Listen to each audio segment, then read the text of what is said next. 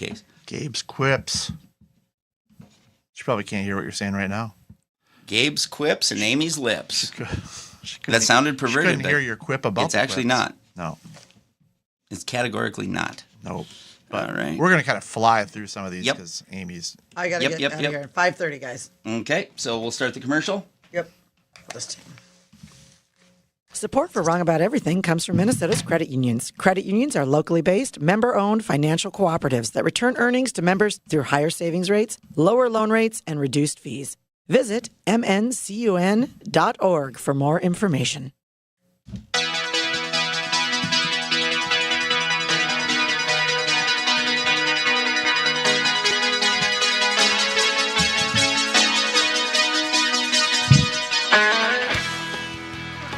Hey, everybody. Welcome to another episode of the Wrong About Everything podcast. I am GOP strategist and the future mayor of Greenland, Brian McDaniel.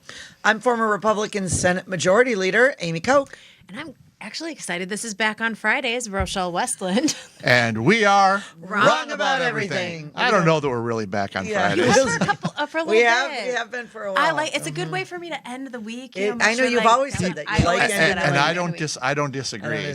But something made us not do it. It was a terrible call on my part. Yeah. Just got busy. Let's talk about it. I mean, I'm Oh, really?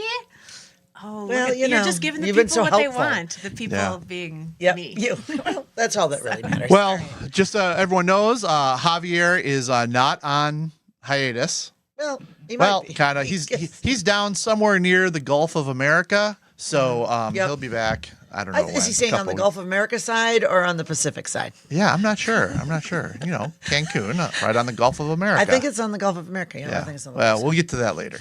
But we have Rochelle Westland, who at this point probably doesn't even need to announce herself anymore. But give it one last time, and then we'll never do it again. Okay. Phew. My name is Rochelle Westland, and I work for the Minnesota Association of Community Health Centers, and we represent clinics who are the primary care safety net in medical, dental, and behavioral health care. Minoc. Yep. Well, everybody, welcome to the Minnesota Credit Union Network studios, deep within the recesses of MBC Studios here in Northeast Minneapolis. We should really get Tranche Master now on because session's firing up and Is Ryan it though? Smith- we'll get to that too. We'll get to that, But too. in theory, session's starting up, so it'd be really fun to get the Tranche Master on. It if is. Tranche Master's listening. It's been to a part. We'd like to hear what he the is. credit unions are up to for the session. I'd love to meet him. You've never That's met right. him? Oh, That's I've not never true. met Yeah, It's incredible. You have. You guys went to prom He's a together. celeb. He doesn't have a lot of time for people. Yeah. Anyway, we got Gabe Noah, our capable and very handsome producer, very funny man, comedian. I think we all need to from being encourage such a- Gabe. We need to encourage Gabe to get out there, do more comedy because I need to be a parasite. I need to be a pilot Gabe, fish. we gotta go on the road again. We do. To his shark. Let's make that plan for 2025. Let's set some goals. Let's do the Wrong About Everything show. Let's do a live one like that to start with.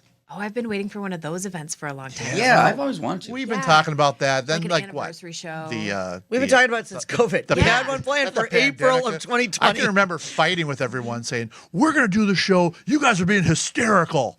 And it's April like, 2020. I know. And then everyone I remember, died. like costumes and dressing up like with the show. I know. I'm waiting for I this know. live, guys. We really do. So Again, the people want it.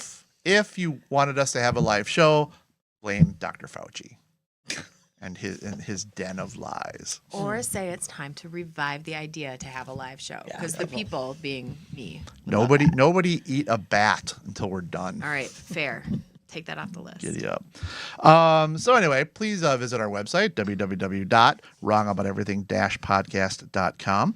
And we are really, really, really pushing people towards our YouTube channel. So please like and subscribe. And we really would like to direct you there. Had some big reels this week, by the way. Big reels. Brian continues to be the king of reels. There are some really hot reels. Yeah, and Gabe puts a lot of work into those, so we should celebrate it by actually posting them and people actually watching them. YouTube is a great place That to would watch. be something, huh? That's the That dream, would. Gabe.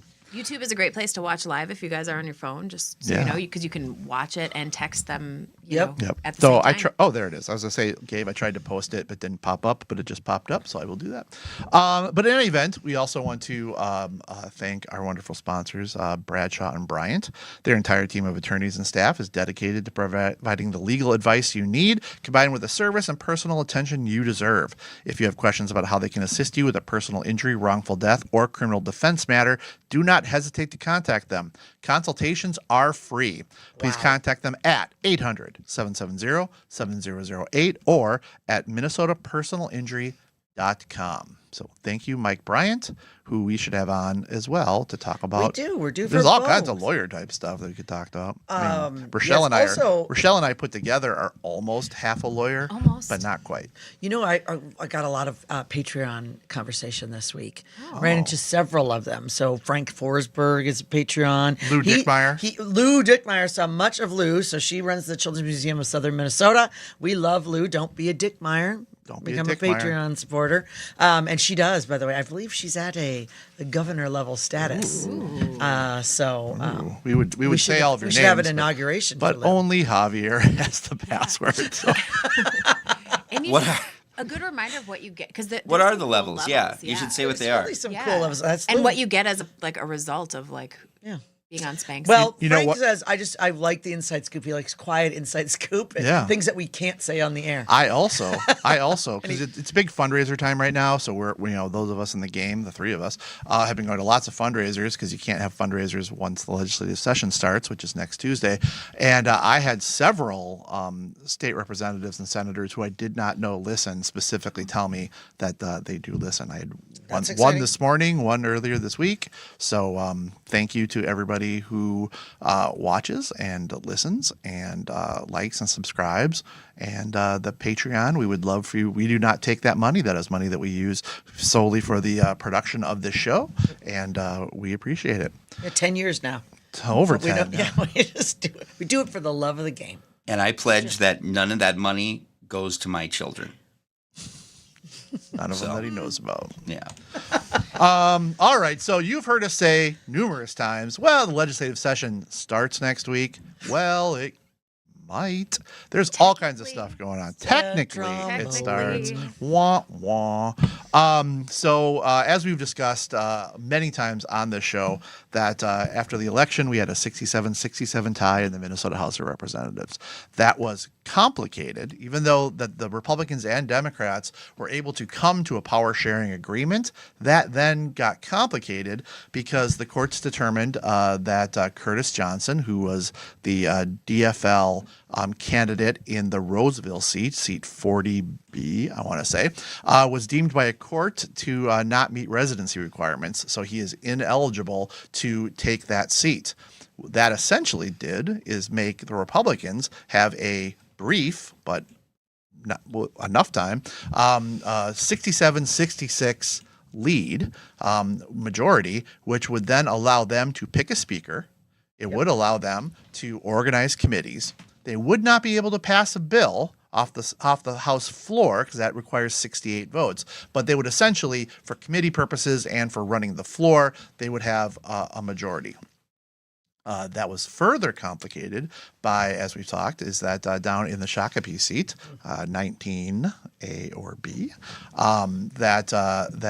the Representative Brad Tabke was the DFL incumbent, and there were ballots that were lost. He had a very narrow margin of victory, and that has gone with the courts, and we are kind of awaiting for them to decide. Could be any day, right? We don't have any. I think it was people- supposed to be Monday, but we haven't heard anything. So many Today's people Friday. have asked me, and like when, and it's like it just could drop at any moment. So if history repeats itself, it will drop during the Wrong About Everything. It will probably podcast drop. recording. So, Yeah, but we'll watch the courts could. I mean, largely, I think we believe, and I think that that's what most people think, is that the courts don't really have jurisdiction to do very much. Right, to so do a we special, think, like- yes, we right, think we that's not think a we think remedy. that they're not going Probably. to throw the whole thing out. They're going to say, well, you know what, Minnesota House of Representatives, you guys determine who is amongst your numbers, and go at it. And Maybe right with now- some guidance, Yeah. some guidance about things that were learned or things, the findings, something like that. But learned Pepsi. learned. Yeah. Yeah. So anyway, But there is no upside, by the way, for the Democrats in the House. The best they can hope for is a tie. That's the end result of this, is a tie, and they will be down because of this Curtis Johnson seat. And so as a result of that, the Democrats came out and said that if the Republicans didn't adhere to because prior to this court decision around the Curtis Johnson case, they were discussing a power share of like having 2 chairs, having equal numbers on committees. And so the Democrats are saying, look, if you're not going to go back to that agreement, which here's the deal. I don't know that either side would if they had the opportunity. No. I don't think they would. I think the Republicans are playing the cards that they have, Yes. and the Democrats are playing the cards they have. And I think if the situation was reversed, they would each play those other cards. 100%. So sorry. No, but so then what happens is the Democrats have said that they will not, if they don't go back to come to an agreement, they will boycott the first day of session. They will not attend the first day of session. Or the first 2 weeks. Or the first 2 weeks until there's a power sharing.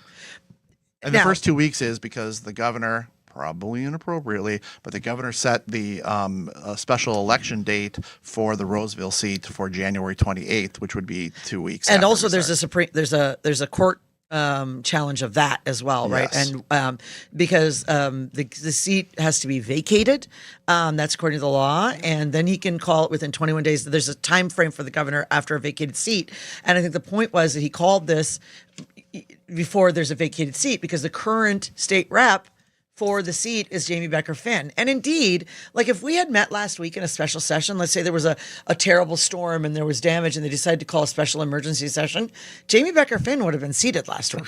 For sure.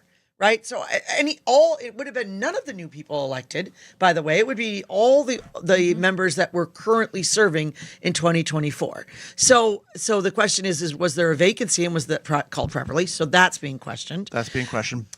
But kind of the newest issue and the most incendiary is the question of if the Democrats stay home, which is a gamble, and the Republicans show up, which they will there be a quorum which would allow the Republicans to pick a speaker and also organize committees? And then this is the question.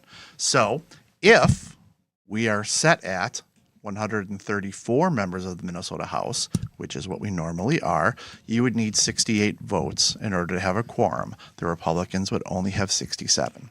However, seat 40B does not have a member. That member is not will not be eligible. Right. So, are we doing the math on 133 votes or 134? Now, because 133 would be how many? 67. 67. So in my hot little hand right here, I have Article 4 of the Minnesota Constitution. You will hear lots of people say you have to have 68 votes in order to have a quorum. Well, the Section 13 of Article 4, which is entitled Quorum, says a majority of each house constitutes a quorum to transact business. ... That's it. And that's the important thing. So that gives you guidance whichever way you want. But here's the deal. So the Secretary of State who gavels in the first day of session, until they form up, there's not a voting member. He's not a tiebreaker. He cannot like make motions. He can do nothing. All he can do is gavel in. He's ceremonial. Same thing with the lieutenant governor in the Senate. And we're going to talk about the Senate too, I hope, because let's not sleep on the Senate. No, we don't sleep on the Senate. Yeah, but in the House, he has said that he has read everything. That 68 is a quorum. That's it. End of session or end of argument. And that he will not recognize the 67 as a quorum. So as the presiding officer, he would have at this point the ability to not recognize a quorum and sort of gavel in and gavel out. I guess, but I don't even know how he can adjourn. Yeah, I was saying. Well, there is a section on adjournment, and it does say that there's a smaller amount of members that can adjourn. But I do think that it's interesting. So I went in a rabbit hole today on what is the definition of a quorum and how is quorum defined, and it talks about whether or not it's like written. A according to Robert's rules, when you look into Robert's rules, it's if there's bylaws that outline what the number for quorum is, if it's number present. So number are of there total are seats, there number house available rules? seats. So there are house rules. So, and I didn't get to that. Get that far. Well, in. and I know that we have a very learned listenership. We do. And they're probably screaming at their radios right now saying, but the House of Representatives doesn't follow Robert's rules. They follow Mason's manual. we know. But We I don't know. see you. I don't know. if But it's you know what I different. mean. But like, Yeah. like there are spaces where there's guidance for how a quorum should be defined, and it would either way, it would be in the rules and it would be in the guidance. So let's look at the rules and guidance and see where that lands. So, I mean, I'm assuming that the Secretary of State has some level of legal counsel that he's going to be able to. And if it is challenged in the court, Is that where it goes? where does it go? Where does it Where go? does this get challenged? Because this With is the a- Secretary of State and the House has a fight? Supreme Court, maybe. Well, the but is expedite it a court thing? Because it's the rules of the body, and who. But interprets it's also the rules of Constitution. body? Yeah, It's a suppose- constitutional from a question. I think it's definitely a constitutional question. So now, and this happened when I was driving to the studio today. So the Republicans now, the House Republicans, are saying that that for every Democrat who does not show up on Tuesday, Not the House Republicans, by the way, the MNGOP. oh, MNGOP, It's the sorry. Republican Party. State I want to just, State I mean, the state party will go forward with recall petitions on Democrats who, by some people's opinions are going to be not doing their job. And here's the thing. Like I said, I understand talk about why the cranking the Republicans are heat doing up. what they're doing. I understand why the Democrats are doing what they're doing. But let me put on my GOP hat here. If the Republicans decided that they weren't coming to work in order to prevent the Democrats from organizing the House of Representatives, organizing. the people would lose their frickin' mind. And it should not be any different with the Democrats doing it. This is something that it might be the only play they have. And I'm not begrudging them from playing the cards they have, but also I'm not going to absolve them of saying they were elected to do a job and they're not doing it until they get things the way they want. And Right. I know I probably just made a lot of people angry with me, and people are yelling at their radio at me, and There's a lot of yelling today. there's so much yelling. I'll accept that, but to a certain extent, what's happening in Shakopee, I think, is a different animal as far Yeah, as I whether do. Brad Tabke gets sat.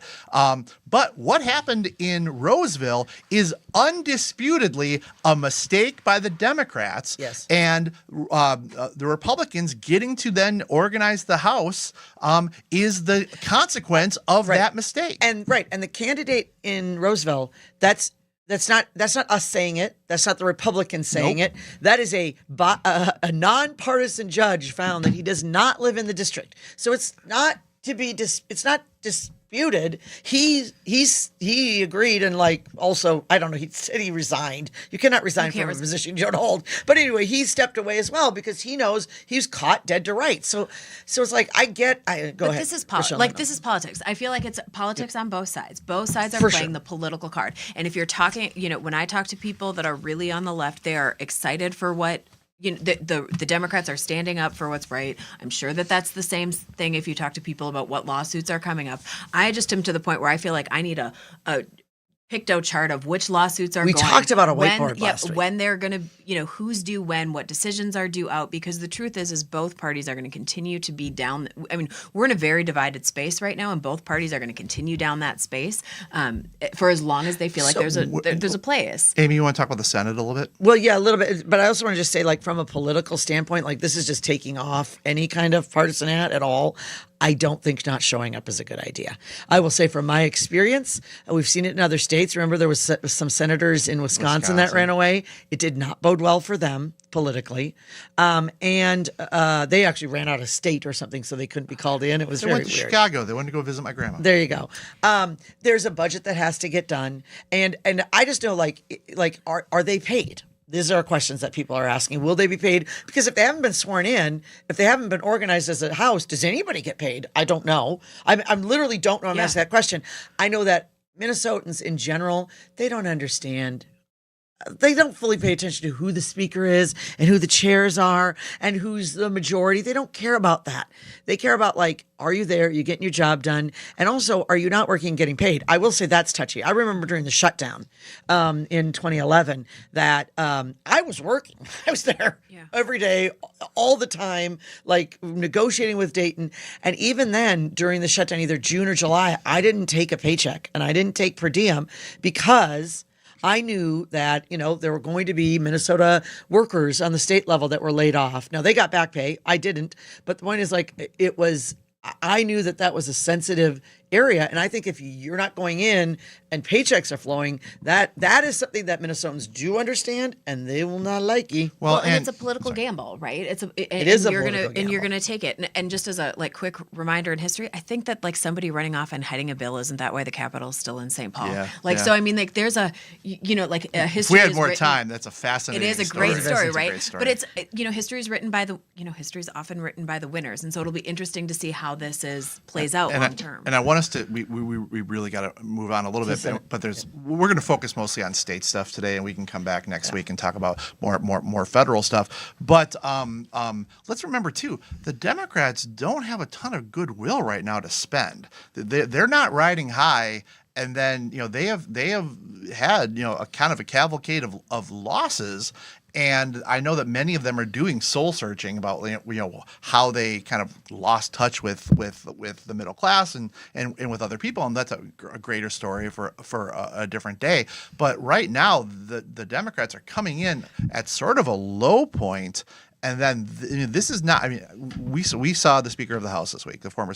Whatever. I don't know what to call it. I don't know. Former speaker, current speaker right this second, Melissa Hortman. We saw her this week, and she didn't look like she was relishing this. She didn't look happy. Neither did Leader Damath. No. Neither of them are this is difficult. Yeah. But so this is something that my gut told me that they were going to work it out before Tuesday. My gut no longer thinks that. Yeah, no, my gut. But we do understand from very inside sources that are in the know that the House and Senate, at least as of yesterday, were still exchanging ideas back and forth about how they can proceed. It is my hope that we get something worked out. But at this point, I think they are pretty entrenched in their positions, and we're just going to have to grab the popcorn, sit there in the Capitol on Tuesday, talk to our friends who we haven't seen for 6 months, and then just see how it plays out. And it's going to be ugly. Rochelle Olson from the Strip called me. She's doing a story about the start. She said, well, so how are you preparing for session? And I said, I prepared to wrestle a porcupine very carefully. Can I ask just so Senate. Okay, sorry. so not listening to Gabe. Gabe just asked. Gabe has a question. She doesn't have her headphones on. That's all right. That's right. Really quick, I just want to ask. So, just to clarify, are you saying that would you say that our politicians generally are afraid when they hear this stuff going on? You know what I mean? Is this something that they? Well, I think. Well, Gabe asked if politicians are afraid of this. Here's what I would say: is that if you are in a very safe seat, you can do whatever you want. If you're a Democrat in Minneapolis, St. Paul, certain areas, you can do whatever you want. If you are in a seat that is much more competitive, you either have to be very worried about this or very sure that Donald Trump is going to do enough things to make people forget this before you have another election. Before 2 years old. But and I'm not. Does it create backroom fights though? Is what I'm wondering. Yeah. Oh yeah. I have no doubt Good. that I'm glad to hear both with Republicans and Democrats, there are questions of strategy and voices getting loud. But I have noticed that the Democrats through social media have seemingly been more on the offensive of trying to explain, here's what we're going to do and why. My understanding is that they're going to be working in their districts, that they have done a lot of outreach in their districts, and look, we're gonna talk about bills, and we're gonna talk about issues in our district, and that's where we're gonna be. So we're gonna see how that plays out. That's an interesting angle to this. The Senate. So I also think that the Democrats are a little bit on the down, on the defense on this, because it's the tie. The vote that broke the tie was done by malfeasance, right? The person did not live in their district, is required that you live in your district, you didn't. A little bit different story in the Senate. Yeah. So the Senate is 34-33. That was after the election. So not a tie, but one vote majority for the Democrats. Last week, and we discussed on the podcast, we lost Senator Carrie Dietzich, a DFLer from Minneapolis, former Senate Majority Leader, truly a lovely woman, Universally respected, like on both sides. It's not even close. So that made them 33-33. Now, I do know that both sides there were negotiating some kind of a power sharing because and then a special session was called for the same day on the 28th of January, which would qualify because the seat is obviously vacant. is legitimately vacant. So there's no questions there. They were talking about some power sharing because the Senate has to come in and vote for a president and usually votes for a majority leader and a minority leader, and that starts the session. Even though they're only up every 4 years, they have to reorganize every 2. So with a 33-33, again, there is no tiebreaker. The lieutenant governor gavels them in, but they themselves have to vote, and everything dies on a tie. So presumably, 33 Democrats would vote for the Democrat for president, 33 Republicans would vote for the Republican, and you would never have a president, and you could never move forward with things. You'd not have a majority leader, you'd not have a minority leader. But they were under discussion for that. To complicate things, and everyone knows we talked about this a lot, there's the cat burglar situation in Woodbury. So Senator Nicole Mitchell, the DFLer from Woodbury, which, by the way, had she just stepped down, I will just point out, there would have been a special election months ago, and that would have been decided likely with a Democrat, and we wouldn't even be talking about this anymore. And this was malfeasance. She was allegedly crawled in all black through an egress window in the basement of her stepmother's house. She had a laptop with her stepmother's name on it in her bag, not stolen because she had not left the premises. She was hiding in the basement after her stepmother tripped over her as she crawled alongside her bed. And she ran into the basement to hide until the law enforcement got there. She claimed she was doing a wellness check. No one in Minnesota believes that in the least. Nobody in her caucus believes that. Nobody believes that. None at all. But she did not step down. And her trial is due to start on the 22nd of January. They do allow remote voting in the Senate, but she has said she would not vote remotely from the courthouse. She could.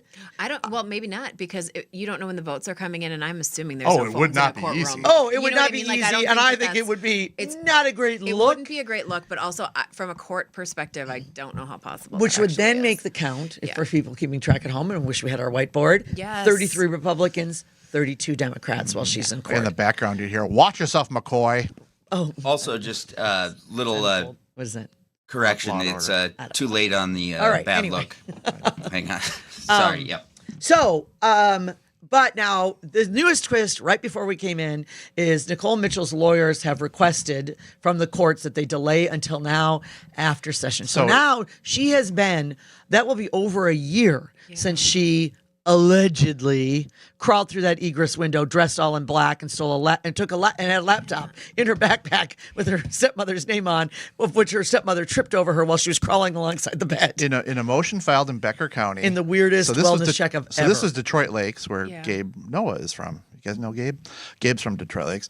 In a motion filed in Becker County, attorneys representing DFL Senator Nicole Mitchell cited state law that grants legislators flexibility around legal proceedings during legislative session. They asked to delay the trial start date until May 19th, the day the legislative session is scheduled to come to a close. That motion will be considered Tuesday. Perfect timing. Which is the day that we start our legislative session. So if you remember last week, we were criticizing Senator Mitchell because her attorney, or the other attorney actually, was saying, well, we don't want to use the word senator because that will make everyone have sympathy for her, which is a joke. But now she is using her senatorial privilege in order to delay this so that way she can vote on stuff for So again, but a year, you guys, from a defense attorney perspective, I mean, a year for a trial is not unheard of. We have backed up courts. This is a very convenient timing, et cetera, but it is that the year is not shocking to me and everybody's just cool that this felony burglary charged senator will continue to vote in a minuscule, maybe tied situation in the Senate. She is going to be not even a deciding vote, a vote that may keep them from even organizing. because she's delayed her court trial for felony burglary, wherein she dressed all in black. She climbed through a window and crawled alongside her stepmother's bed, allegedly. Once you waive your right to a speedy trial, that can be any time. Like, this timeline is not unusual for the court process. Has she announced what drug she's addicted to? That's She has not. Talk to said Krista. anything. You know, it's But that's all I got. What can I tell you? What can I tell you? we're gonna Fair enough. I'm going to give it to you. we're gonna have to move on to Good lawyering. We're gonna have to move on. Yeah. We already to talked about my plugs lawyer and skills, spanks okay? and things. But you might be saying, well, today Trump was sentenced, but guess what? He was sentenced today to unconditional discharge, meaning in the hush money case, he will face no fines and no jail time. So I guess you can call him a convicted felon, and I hope it was all worth it because it's over. And if you feel satisfied, then you know what? Good for you. Yeah, because this was, legal experts are losing their mind about how this whole case unfolded, why it was brought up, how it was brought up, and good Lord. So anyway, I guess if you're Donald Trump, you don't like being called the convicted felon, but now this is over. We fought, not we, but the people fought to make sure he was sentenced today. He wanted to delay it, but in hindsight, I guess this is a pretty good outcome for him because no jail time, no fines, all done. I would have rather talked about the governor's task force on fraud next time. Well, that'll next be time. ongoing because Next time. he's got a lot of digging there. Yeah. Oof. It can be anyway. All right. Can it be what? Be one of your spanks and things if you want. All right. She's not that sad. Not She missed that talking about it. Okay. Anyway, so we apologize if we ran through this a little bit quickly. We have an event we have to get to, so we're having to bifurcate this or truncate it. I meant a little bit more. So let's go to plugs, Amy. All of your plugs. Okay, sorry. I'm so sorry. Let's see. So Brian and I are in the BS podcast every Tuesday. You can catch us. And you can find that where you get your podcasts or on radio stations across the state. I also will just give a plug for the Al Travis radio show that I'm doing every couple of weeks on Fridays. So you can find that also around Greater Minnesota on various radio stations. I will be starting on the 17th at 8:20 every Friday. I will be on WCCO with Vanita Sokar. Former senator, my former colleague in the Senate, Jeff Hayden, and I will be joining Vanita through session every Friday at 8:20 to kind of break down the week's news.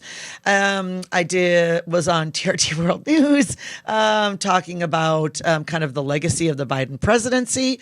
As you all know, I will be doing some live interviews for the inauguration, so I'll send links to that. Where can we find, it's going to be fun. We're going to be on a find rooftop. It's going to be on Al Jazeera English. Okay. It's it'll be outdoor studio, so I'm kind of fun about. It's going to be kind of fun. And then tonight, I'm on Almanac. Folks that are listening over the weekend, go and watch this one. You do not want to miss it. It is a former leaders panel. And look, I'm not the show, and I don't even pretend to be. It's myself and former Senator Carla Bigham, and then also former Speaker Kurt Doubt and former Majority Leader in the House, Ryan Winkler. And so let's face it, I feel like I'm ringside at an MMA match with the two of them, just going to go to town on each other. So, All right, tune in. anyway, Phrasing. Tune in. phrasing. All right, those are my plugs. Sorry. All right. Anything, Ro? No. If I brought up my minuscule, I know what is your list? portfolio of things that I do, it would just be, it would just highlight what a small person I am compared to Amy Koch. But I do want to thank our good friend Shannon Watson and Yes. everybody. Hey, at that was Majority in the so Middle. cool. Looks like Yes. a really cool event. Yes, so she does Silly Questions Saturday, which I got to participate in this last Saturday at the Minnesota State Capitol. It was fantastic. Met some of the new legislators, met a lot of her members. So that is something. Please support Majority in the Middle and Shannon Watson. She does great work. Okay, let's go to Spanks and Thanks, and I will go first. And I will try to be quick. So we all see the horrific fires that are going through California right now. And in no way, shape, or form am I attempting to politicize it. Other people can do that if they want, but we all have friends and family and people we know out there who are losing everything. And it's not just Buffy the Vampire Slayer and people like that. It's also people who don't have the ability to replace everything. But my spank is going to be to the Los Angeles mayor Karen Bass, who slashed the Los Angeles Fire Department budget by more than $17 million last year. She had originally proposed cutting it by $23 million. Now, there were cuts to other areas as well, and people are making a lot of links between the cuts to the fire department and cuts to, and then much smaller cuts and a bigger budget for homelessness. That's not what I'm here to do. I work in the homelessness area. I'm not going to be a ghoul and say that you don't need to devote extensive resources to that, because you do. But Los Angeles is always under the threat of these wildfires. And the Los Angeles City Comptroller found that roughly half of the budget for homelessness went unspent. And that is unconscionable when you are not providing basic core functions of government.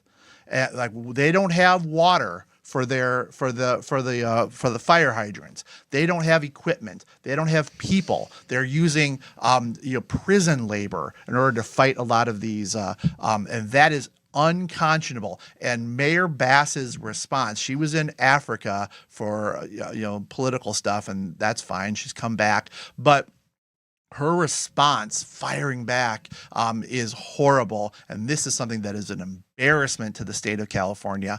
And she is hearing about it, not just from, idiots like me, but her constituents, both famous and not. So Mayor Karen Bass, and however they organize their city council or whatever it is, you are spanked, because this is a tragedy. And yes, yell at me about climate change. Yell at me about people living where they're not supposed to live. That's not the point. They're there. We're here. We have all this money, and it was not used.